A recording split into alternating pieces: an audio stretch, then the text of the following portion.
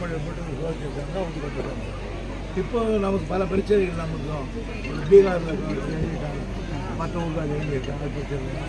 இந்த மாதிரி மற்ற மாநிலங்களுக்கு பேசுவோம். அதனால்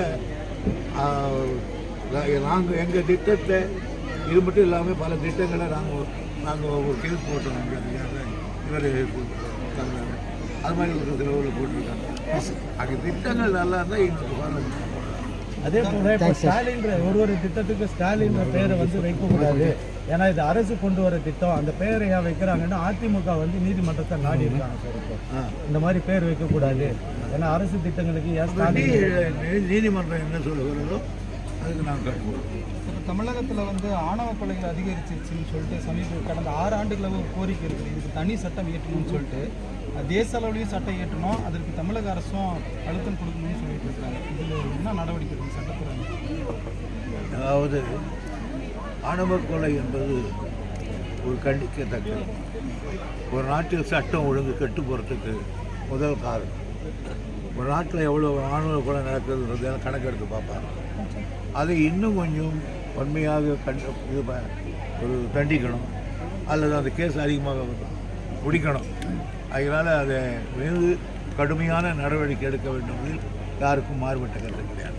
இது தனி சட்டம் இயற்றணும்னு கோரிக்கை வச்சுருக்காங்க. நம்ம தமிழ்நாடு அரசு இயற்றணும் இல்லை மத்திய அரசுக்கு அழுத்தம் கொடுக்கணும்?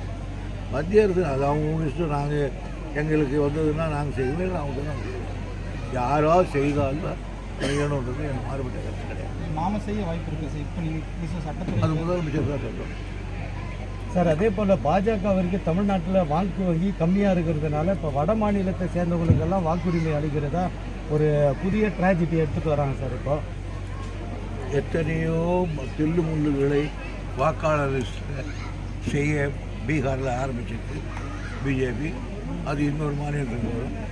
ஜாக்கிரதையாக அதை எதிர்த்தாக வேண்டும். எங்களை அந்த ஆபத்து வருகிற பொழுது நாங்கள் அதை எதிர்க்க சீரும் சிங்கங்களாக மாறும்.